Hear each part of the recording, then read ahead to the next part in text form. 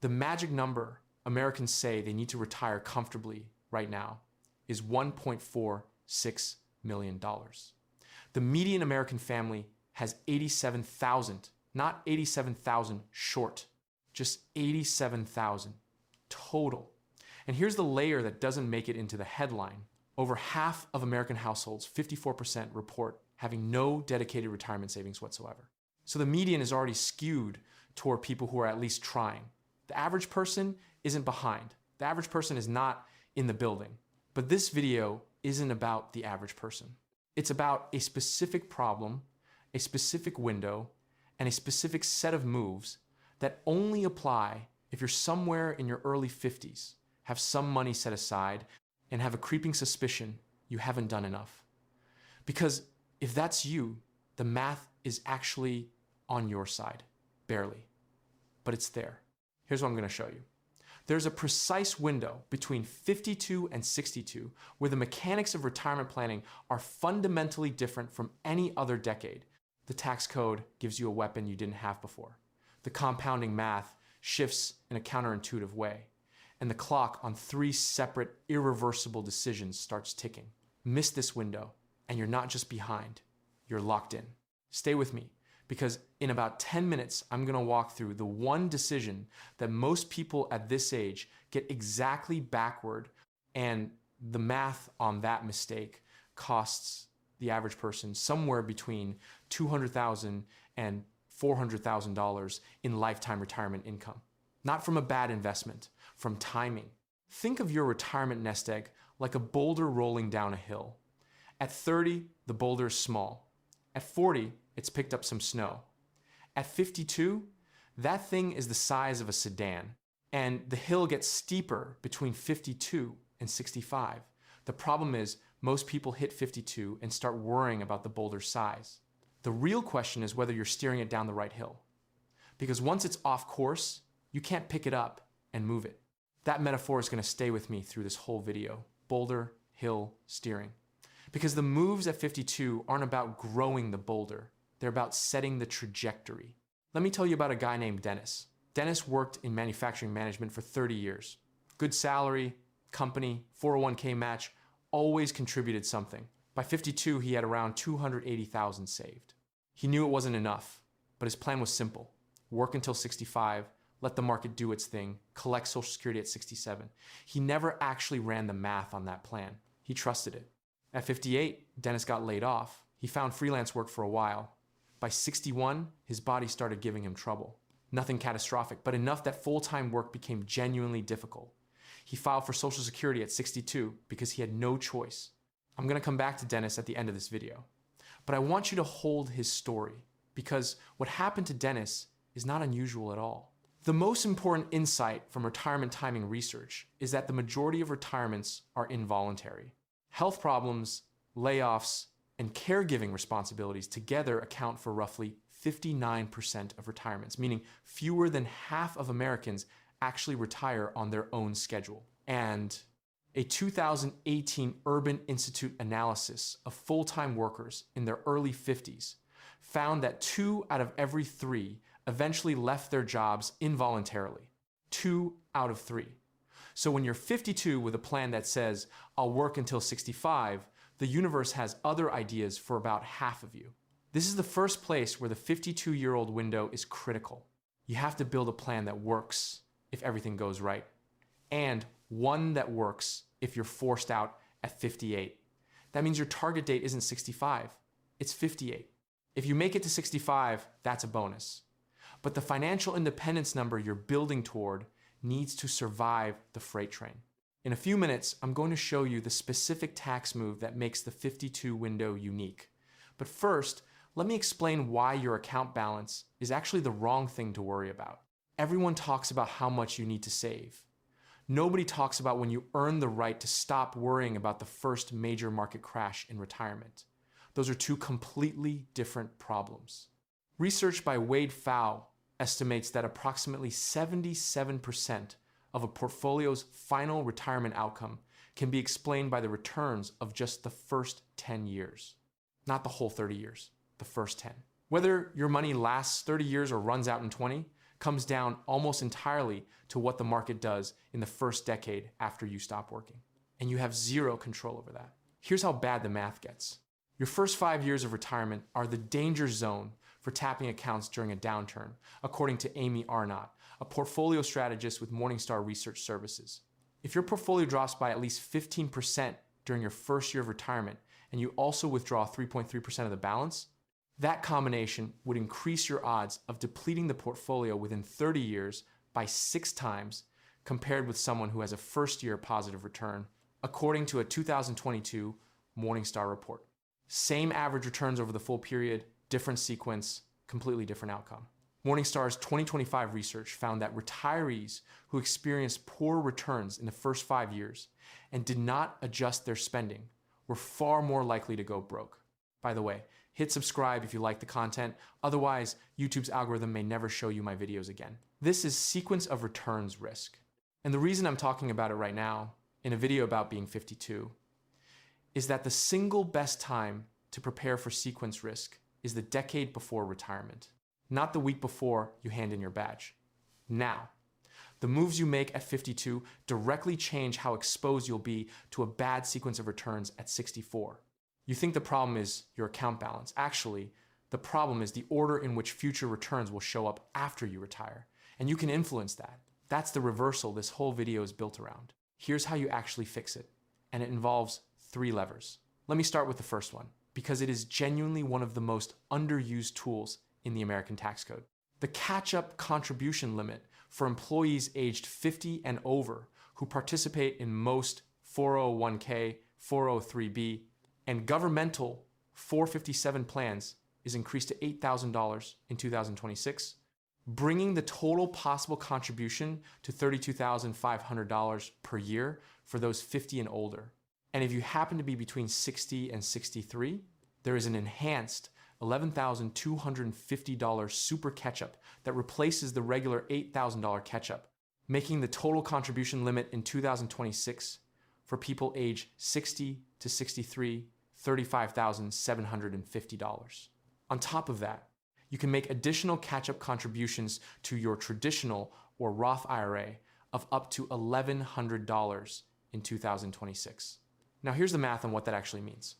If you take advantage of catch-up contributions from age 50 to 65, the difference versus not using the catch-up is roughly $216,000 in additional savings, assuming an 8% annual return over 15 years. $216,000, not from picking better stocks. From using a bucket the government already built for you. The boulder gets heavier on the right hill. But here's the deeper thing about this window that nobody talks about. Many people reach their highest earning years in their late 40s and early 50s. That's not an accident. Peak income meets peak tax shelter. The government designed the catch-up contribution to activate exactly when you're earning the most. That window was built for you. Most people walk past it. Now let me talk about the boulder's actual trajectory, because this is where Dennis's story starts to diverge from the plan. I want to take a second and be transparent about something. I have multiple hundreds of thousands of dollars invested. I've spent 10 plus years running my own business, surrounded by accountants and fiscal lawyers who taught me how money actually moves. And even with all that, I still find the interconnected nature of these decisions genuinely complicated. The incentives are misaligned. Your financial advisor has a structural reason to give generic advice. The industry has a reason to keep you confused.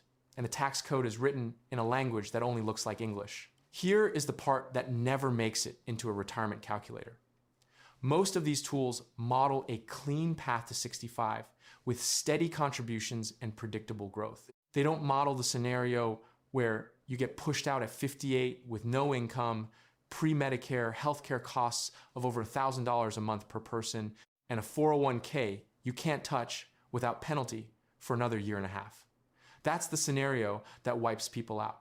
Not bad investments, bad timing combined with no buffer. I spent about 18 months pulling apart 50 years of retirement data to understand exactly how these scenarios play out. And I built that into a resource I'm calling the Exit Code. It's a digital book, 8 chapters of pure research, no filler, and it's built around 3 things that are particularly relevant to where you are right now. The first is what I call the 58% rule. the statistical reality that most people exit the workforce before they plan to, and exactly how large a financial buffer you need to absorb that shock without blowing up the rest of the plan. The second is the dynamic withdrawal method, which is the evidence-based replacement for the 4% rule that accounts for sequence of returns risk, the thing we just talked about. Because the 4% rule doesn't survive the worst sequences, and the dynamic withdrawal approach reduces the damage when the market goes sideways in year 1 or 2 of retirement, which is exactly when the damage is most permanent.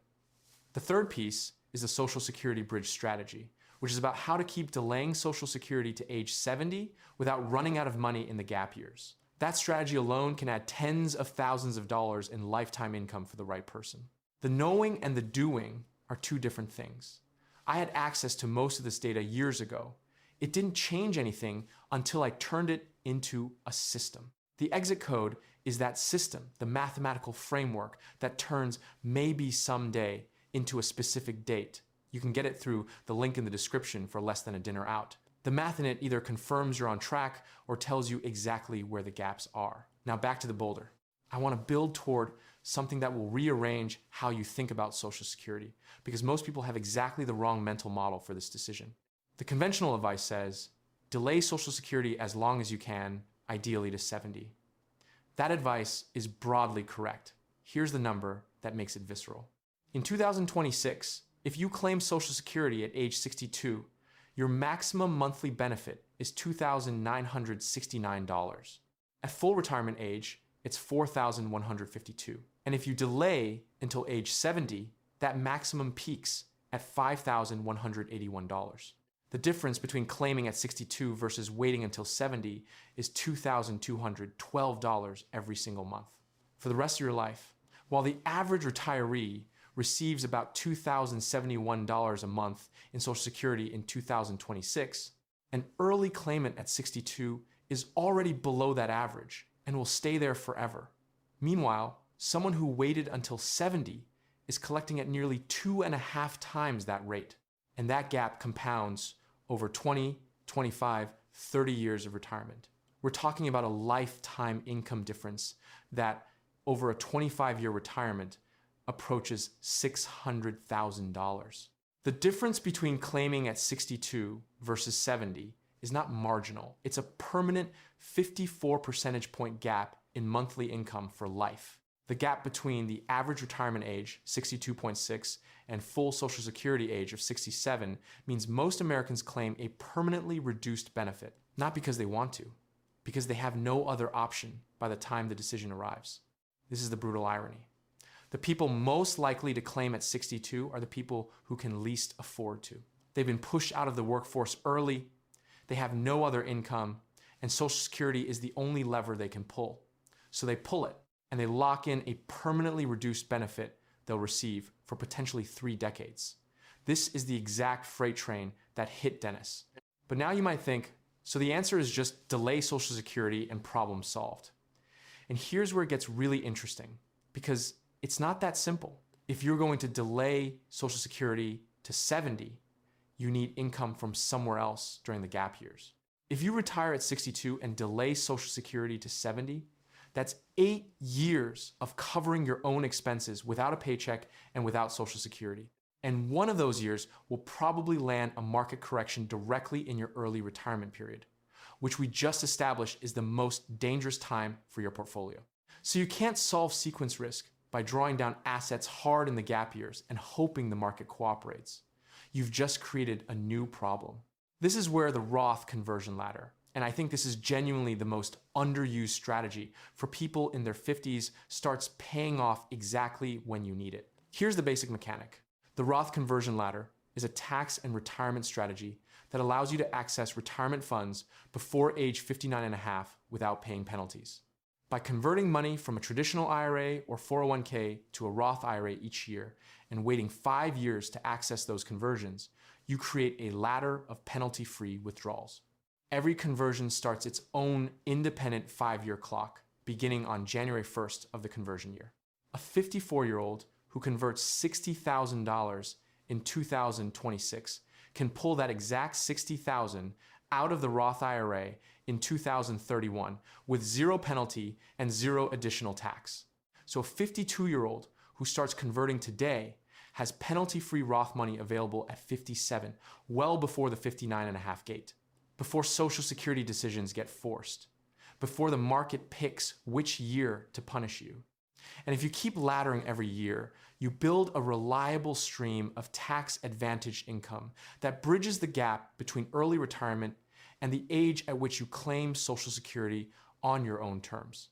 The comedian version of this strategy is that you're outsmarting the IRS by paying them today at a rate you choose, rather than letting them collect from you later at a rate they choose. It's the only tax negotiation where the IRS wins regardless and you still come out ahead. There's another piece here that most retirement planning ignores entirely: healthcare. And this one hits hardest in the exact window we keep talking about. Health insurance can represent one of the largest expenses for individuals who retire before age 65. Monthly premiums of roughly $1,000 to $1,100 per person can meaningfully affect how long retirement savings last, especially when combined with other core costs such as housing, food, and transportation. The estimated average monthly benchmark premiums escalate to $1,072 at age 62, $1,100, $1.80 by age 63, and top out at $1,120 for those ages 64 and 65 per person. If you have a spouse, you're now above $2,000 a month just in premiums, before deductibles, before copays, before a single prescription. That's not a scare statistic. That's the federally calculated average in 2026.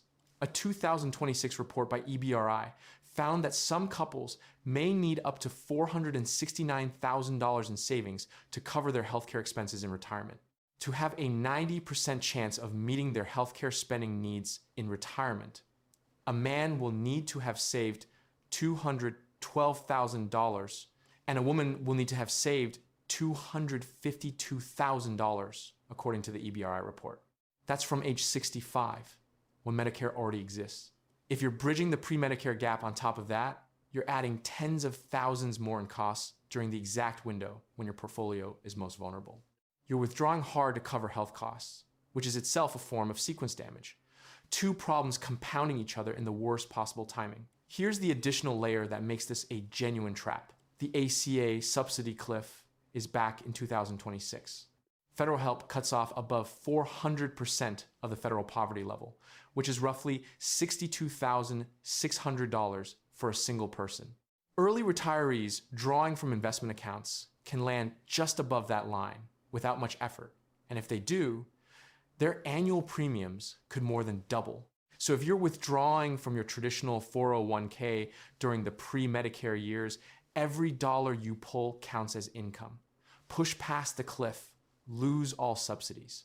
It is entirely possible to pull $60,000 from your retirement account and end up with less purchasing power than if you'd pulled $45,000 because of the cliff.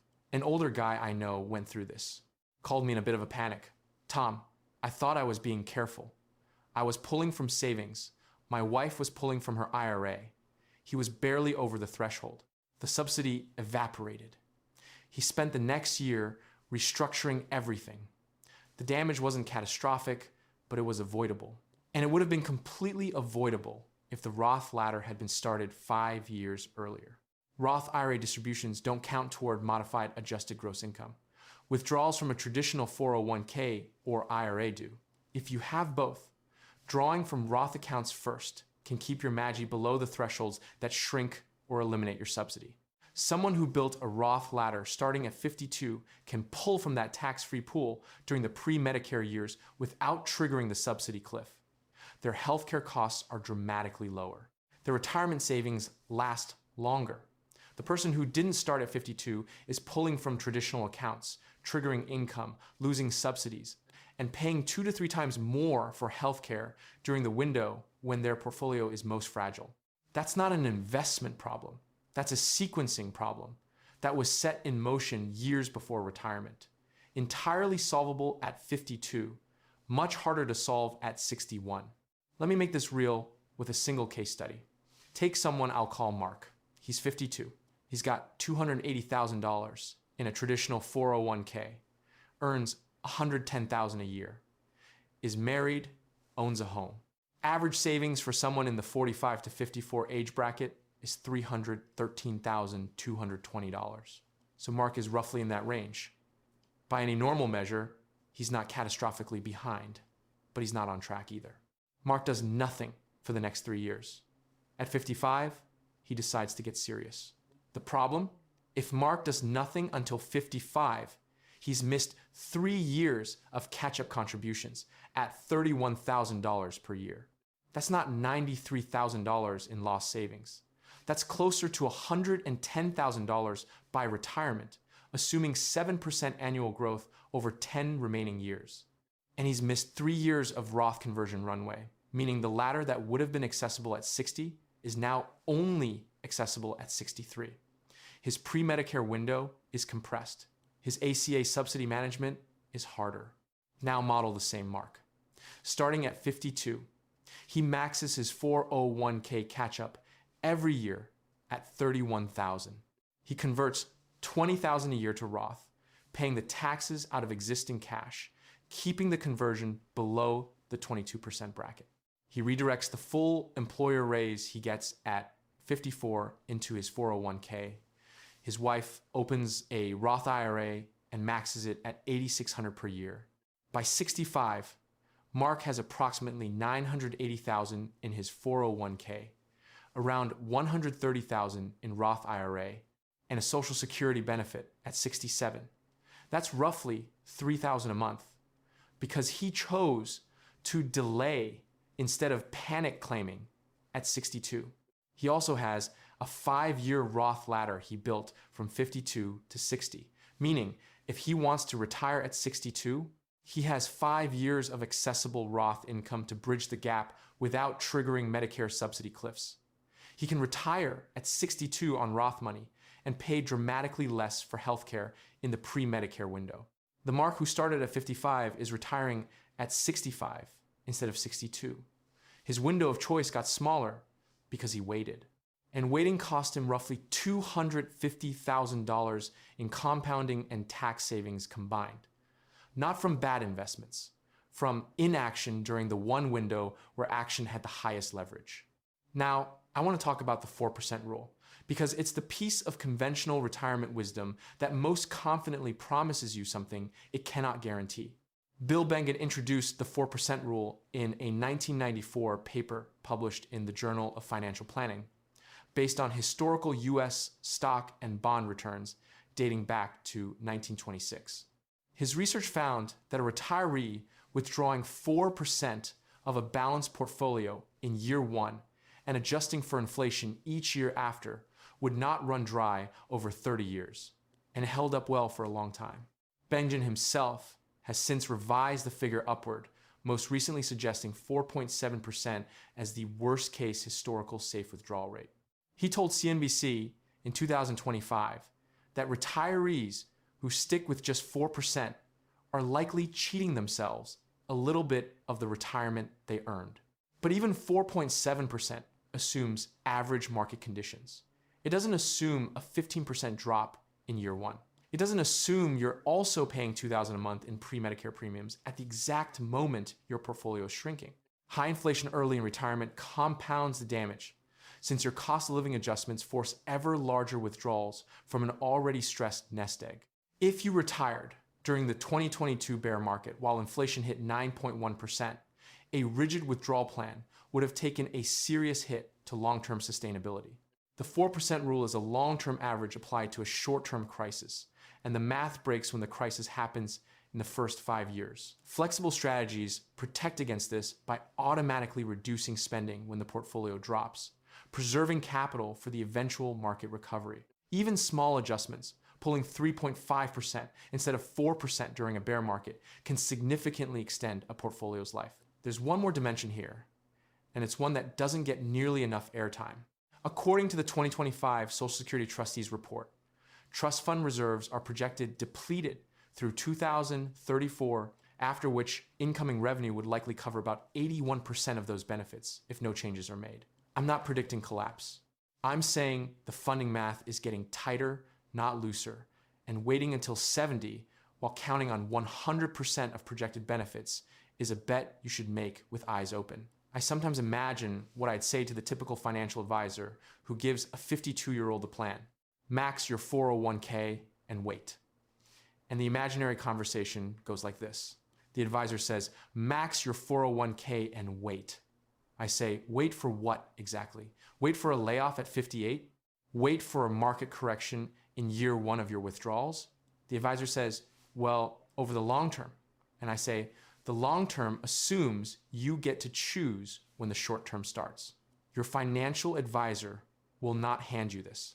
With nearly half of Americans, 45% saying they retired or plan to retire between the ages of 60 and 69, the math of that transition deserves more than a generic stay the course conversation. Let me close with how Dennis's story actually ends. Dennis claimed Social Security at 62 under financial pressure. His benefit was locked in permanently at a reduced rate. If he had waited until 67, his full retirement age, that would have been a meaningfully higher monthly payment for the rest of his life. If he'd waited until 70, higher still. He chose to claim at 62 not because he wanted to, but because the sequence of events, layoff, health problems, no healthcare bridge, no Roth ladder, had removed every other option. He made the rational decision given his circumstances. But those circumstances were set in motion years earlier when the window was still open and he trusted a vague plan that assumed everything would go right. The conversation you have at 52 has leverage that you will never have at 62. That's the whole point. 3 specific takeaways. And I mean specific, not save more and diversify. First, if you're 52 and you haven't started converting any of your traditional 401k or IRA to Roth, start this year. You don't have to convert everything. Convert what keeps you in the 22% bracket or below. Build the ladder now. The first 5 years of penalty-free Roth access will be available at $57 a lifetime before Social Security decisions get forced upon you. Keep the conversions below the ACA income cliff so you protect future subsidy eligibility. This is the single most asymmetric move available to you right now. Second, calculate your 58 number, not your 65 number. What does your life look like financially if you stop working at 58? What do you need in savings? What does healthcare cost you for 7 years before Medicare? What income sources exist? Run that scenario. If the answer is catastrophic, the gap between that answer and a sustainable one is your real savings target. Most people are planning for the version of the future where everything goes right. Plan for the version where it goes wrong at 58 and you've built a retirement that's bulletproof in any scenario. Third, understand the Social Security timing decision before you need to make it. Not at 62 when you're panicking. Now, the break-even age between claiming at 62 and waiting until 70 is roughly 80, meaning anyone who lives past 80 collects more lifetime income by waiting. The life expectancy odds in 2026 favor you more than any previous generation. But you can only wait if you have a bridge. The bridge is the Roth ladder. Build the bridge at 52. Lazy investing built more fortune than crypto memes. And the most important investment you can make at 52 isn't picking the right ticker symbol. It's understanding that the next 13 years are the last time the math is structurally designed in your favor. After that, you're managing what you built. The building window is closing. Not slammed shut, but closing. Don't let a Tuesday afternoon turn into a decade of, I'll deal with it later.